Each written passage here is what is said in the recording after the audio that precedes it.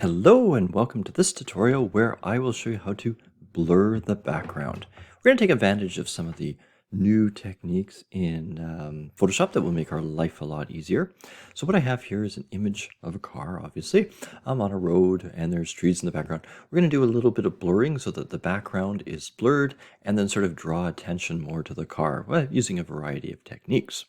So first thing we've got, obviously the photo here, it's always a good idea to have the original image still in the background. So I'm going to duplicate that. Control J will do it, or I just usually grab it and then throw it onto the plus there, and you've got an extra layer. Now we can just sort of leave it there and work on the top layer. And that's just sort of our insurance that the original picture is there.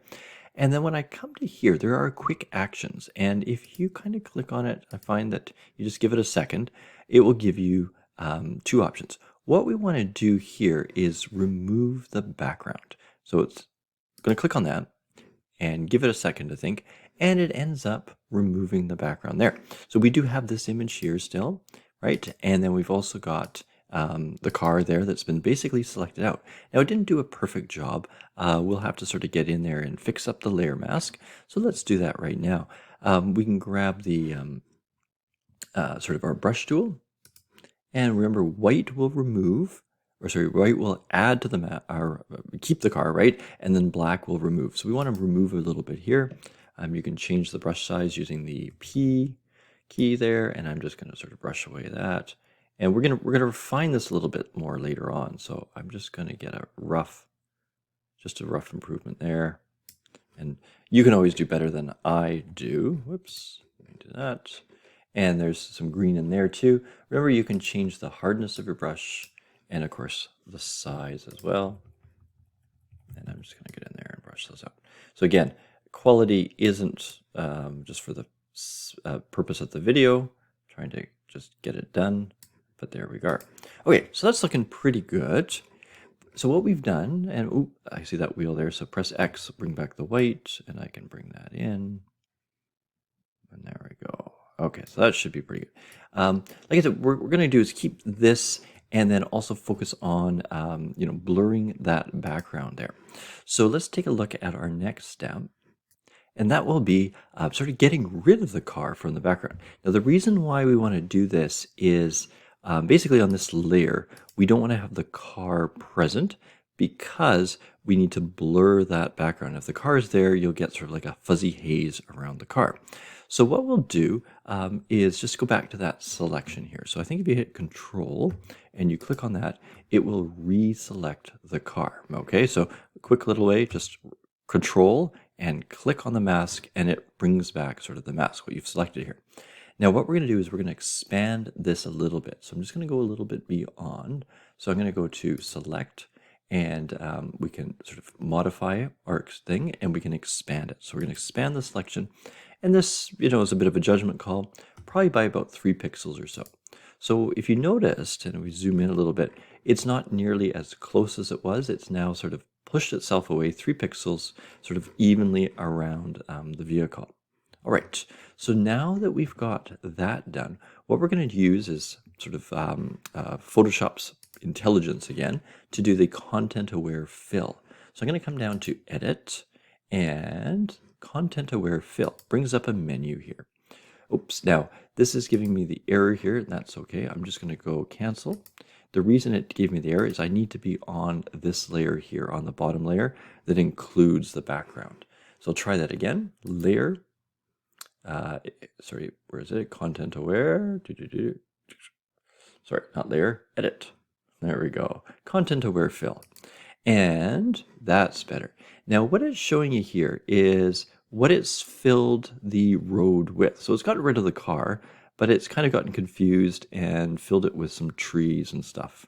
Okay, so what we want to do here is just tell it that we're not interested in the trees. You can see there's a plus and a minus, and so if I get rid of these trees, and we'll add the road back in a second there.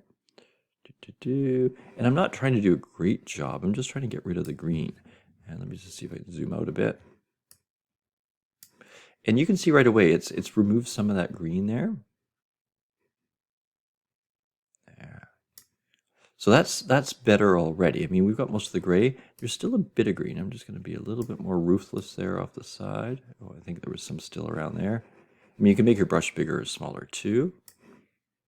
But that's looking pretty good. Now, like I said, we're not too worried. We're really just worried about the edges there. I'm just going to see what else is causing problems. Maybe just trying to remove as much of that green as possible. That's probably okay. I don't think it's going to hurt. So, oh, and that's why I've still got some green here. I'm wondering why that was happening. There we go. Okay, so now there's no green there, and don't worry that it's sort of off the edge. We're just going to fill this area up with a bit of that ground, basically. So we're going to output this to a duplicate layer. So this is going to create a new layer and hit OK here. And so what you've got is the car, right? And then underneath that, you've got the ground. So we're going to work on this layer here to create the blur effect. Now, one thing, we've still got the car selected. So if you want to unselect the car, you just go Control D to deselect. So what we're going to do is I'm going to show you how to make these into a smart object. And the reason you use smart object is so that if you're applying filters especially, you can go back and modify them.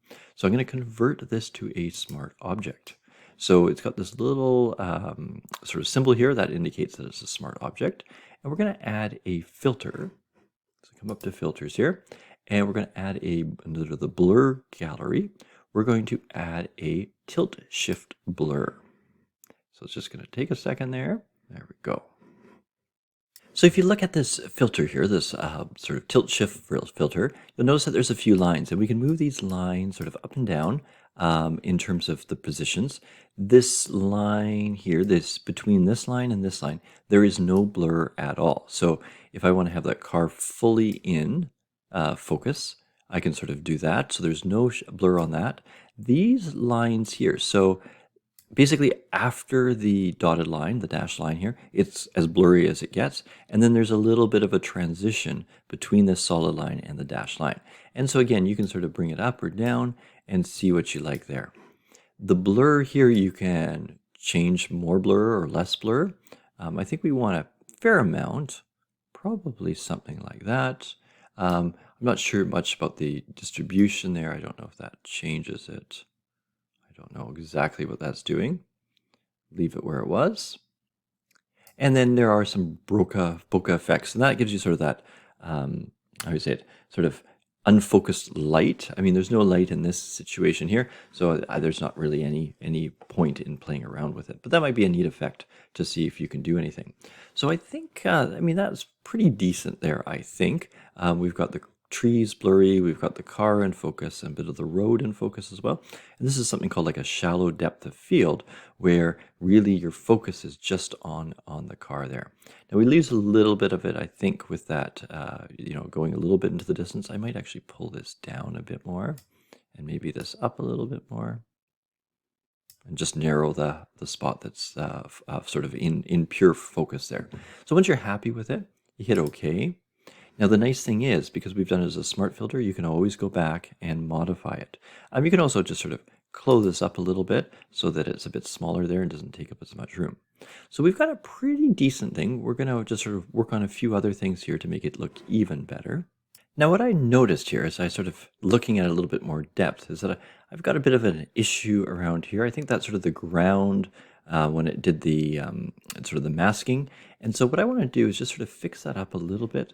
So what I can do is just click onto here and add a layer mask.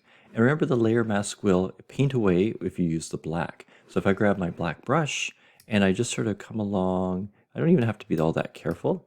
I'm just sort of going along those edges and just pulling away that bit of blur that's happened there. I think this side, I might do that there too. Just right along the edge, just trying to prevent that. Actually might pull that wheel back in there. I think that's looking better. Just trying to get that little bit of edge there. Okay, so that's just a little bit I just noticed there, and that's always something that you can spend some time trying to, fix up a bit. So let's now sort of focus on the overall look of the picture. We'll do that by adding a raw camera filter. And so what I'm going to do first, though, is just group everything as a smart object before I apply that. So on the right side here, I'm going to grab my 3. So if I've closed that up, if I hadn't done that already, just holding Shift down, and I can select all three, and we'll make that into a smart object. So right click on that, convert to smart object. Again, this is just done so that we can go back and adjust the filter later on. If you don't convert it to a smart object, you won't be able to go back and modify that filter. So the camera raw filter is really useful because it allows you to do a lot of different things in sort of a one-stop shop in a way. So the raw idea is images that haven't been processed at all before. You can get those off your camera. Those are raw images. Okay, JPEGs and PNGs, they've been processed to a certain extent. The raw filter or raw image hasn't. So what you end up with, and yours might look a little different here, is you got some sort of the color profile up here and the light and some stuff, and then there's a bunch of different options here. And this is what I was saying, it's like a one-stop shop because everything is right here for us to play around with. So what's nice too, right, you can sort of come in and you can just start to modify things. So do you want the picture to look a little bit cooler or a little bit warmer? For me, I'm going to go a little bit warmer here. Now this is artistic senses, right? Like what looks better, what looks worse, right? So you can just sort of play around. And as you modify them, you can always come down here and see what it looked like before. So there's modified and then not modified. So I gave it a little bit warmer. Again, there's so many different things you do. Maybe a little darker there. I like that. Maybe increasing the contrast a bit. Highlights, I don't know. And you can just sort of, pull them around. I think it's giving a richer color there. Shadows, that will darken the shadows. Maybe. Right? Lots of different things. You can play around with the texture. So I think that just sort of sharpens it a little bit. I like that. Clarity, probably the same idea. Now, with the clarity, you're pulling away a little bit of the blur, so you just have to be a little bit careful there. Add a little bit of vibrance, maybe. So that's, as you can see, it desaturates and then adds a bit more color to the car there. Maybe the saturation too. So if I take a look at that, right, so before and after, I think it has sort of a warmer, better effect. There's other ones here that you can play with. I think the effects here, there's a bit of a grain, and that just gives the picture a bit of texture, and you can start to see the little dots appear. Again, depending on what you want there. I don't think we need too much grain, if any, but the vignetting is a neat little thing. So if you go this way, it just sort of draws the eye in. So it puts a little bit of darkness around the edges and then draws the eye into the car. So I think, like, just with that, I like the more orangey yellow color that it's given it. The warmer tones, I think it sort of suits the picture a little bit better. It's a, sort of a classic roadster kind of look. And the vignette, I think, does draw things in. Now, again, there's a bunch of other stuff. You can play around with geometry. You can distort the car, right? Whatever you sort of want. There's different things here. Obviously, these are not all going to work on every image, okay? But you can kind of play around and see. There's sharpening, so it sharpens that edges. I think that actually does look, I think I played around with it. It just sort of makes that car look a little bit crisper in that, and then accentuates the blur there. So all those different things help you out, and you can play around with it and see what you can get. But in the end, right, that's kind of the look we've got. And I can sort of turn that filter off and turn it back on. And in my opinion, that's kind of a cool look there. So that's kind of tilt shift photography, learning to use a few more techniques in Photoshop there. And I hope you can find something neat to apply that to.